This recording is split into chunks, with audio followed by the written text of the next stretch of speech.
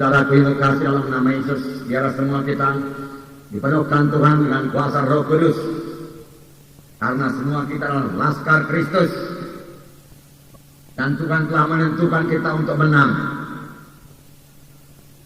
Dalam peperangan rohani bagi setiap anak-anak Tuhan, Tuhan bukan hanya mengendaki terhadap setiap anak-anaknya menang, tetapi Tuhan sudah menentukan bahwa setiap anak-anaknya pemenang.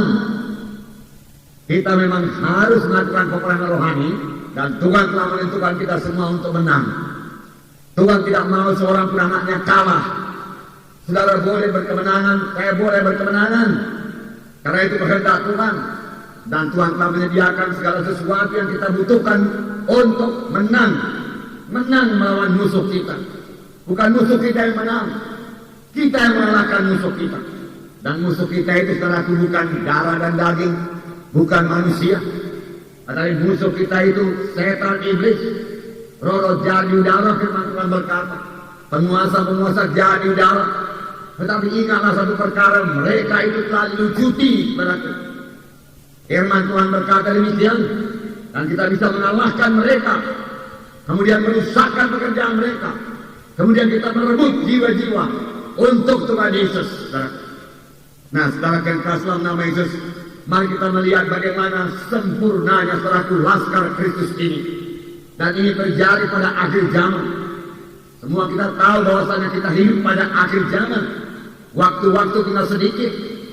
Dan dalam waktu yang sedikit ini saudaraku, Tuhan mengendaki kita memperoleh satu kemenangan yang besar. Dan maksud Tuhan disampaikan di bumi ini. Dan untuk menyampaikan maksud Tuhan itu saudaraku, Tuhan hanya dapat memakai saudara dan saya. Tidak ada alat Tuhan yang lain, saudara. Hanya saudara dan saya. Yaitu anak-anaknya yang sudah dia tebus, yang sudah dia selamatkan. Dan yang dia lengkapi dengan memberikan Roh Kudus kepada saudara. Saudara sudah dipenuhkan dengan Roh Kudus. Firman Tuhan berkata, Roh Kudus itu kuasa. Kuasa. Kuasa yang ditakuti musuh. Saudaraku. Roh Kudus, saudaraku, adalah kuasa. Setan takluk kepada Roh Kudus. Setan takut kepada Roh Kudus, saudaraku. Dan Roh Kudus itu sudah ada dalam saudara. Biarlah saudara bergerak dalam pimpinan Roh Kudus. Maka dalam hidup saudara akan merusakkan banyak pekerjaan-pekerjaan setan. Saudara tahu banyak pekerjaan setan di dunia ini. Firman Tuhan berkata setan itu datang hanya untuk mencuri, membunuh, membinasakan. Dia merusak saudaraku. Yang baik dari jahat, jadi jahat saudaraku. Yang jahat kalau boleh dia bunuh saudaraku. Setan yang memberikan penyakit saudaraku. Setan yang membawa peperangan, pertengkaran saudaraku. Setan yang menyuruh manusia ini saling membunuh satu dengan yang lain. Setan yang menarik manusia ini ke neraka saudaraku. Setan membutakan mata rohani jiwa-jiwa saudaraku. Dan kita ini telah disuruh Tuhan untuk merusakkan pekerjaan-pekerjaan setan. Dan kita bisa merebut jiwa-jiwa ke kerajaan surga. Nah, mari kita lihat lebih dahulu tantara ini.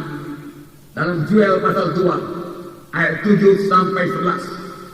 Yoel pasal 2, ayat 7 sampai 11. Mari kita baca bersama-sama mulai ayat 7. Seperti pahlawan mereka berlari, seperti prajurit mereka naik tembok.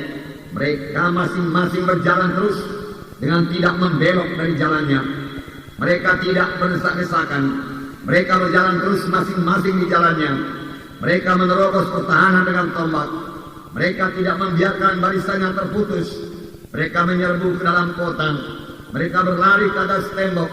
Mereka memanjat ke dalam rumah-rumah. Dan mereka masuk melalui jendela-jendela seperti pencuri. Di depannya bumi gemetar. Langit bergoncang. Matahari dan bulan menjadi gelap. Dan bintang-bintang menghilangkan cahayanya. Dan Tuhan memperdengarkan suaranya. Di depan tantaranya. Pasukannya sangat banyak. Dan pelaksana firman-Nya kuat. Betapa hebat dan sangat dahsyat hari Tuhan. Siapakah yang dapat menahannya? Inilah pahlawan-pahlawan Kristus pada akhir zaman. Laskar Kristus pada akhir zaman. Di mana Roh Kudus sudah dicurahkan. Dan sekarang ini Roh Kudus sudah dicurahkan. Sebab dalam ayat 28 dikatakan dalam Yoel pasal 2 ini juga ayat 28. Roh Kudus dicurahkan. Saya membacakannya kepada saudara. Kemudian daripada itu akan terjadi bahwa aku akan mencurahkan rohku ke atas semua manusia. Maka anak-anakmu laki-laki dan perempuan akan bernubuat, dan orang-orang yang tua akan mendapat mimpi, dan teruna-teruna akan mendapat penglihatan-penglihatan. Juga ke atas hamba-hambaku laki-laki dan perempuan akan kucurahkan rohku pada hari-hari itu. Dan roh Tuhan inilah yang akan memimpin segenap anak-anak Tuhan. Roh Tuhan akan memimpin mereka baik melalui mimpi, saudaraku, baik melalui nubuat, baik melalui penglihatan, baik memberikan kuasa, baik dalam memimpin mereka pada segala kebenaran. Ini semua adalah pekerjaan Roh Kudus, supaya serdadu Kristus yang kita baca ini saudaraku berkemenangan. Dan memang sudah ditentukan Tuhan untuk hidup berkemenangan. Kita membaca saudaraku dalam Yoel pasal 2 ayat 7 sampai 11 ini tadi, bahwasanya mereka seperti pahlawan yang berlari, seperti prajurit mereka naik tembok. Mereka masing-masing berjalan terus, tidak berhenti, tidak membelok, tidak ada yang membelokkan mereka. Mereka teguh pada jalannya masing-masing. Mereka maju terus. Mereka tidak dapat dikalahkan. Mereka tidak mau menyimpang daripada jalan Tuhan.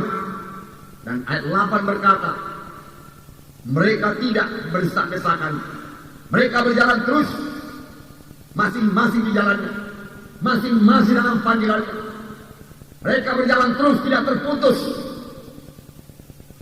Mereka tidak membiarkan barisannya terputus. Mereka menyerbu ke dalam kota. Mereka berlari ke atas tembok.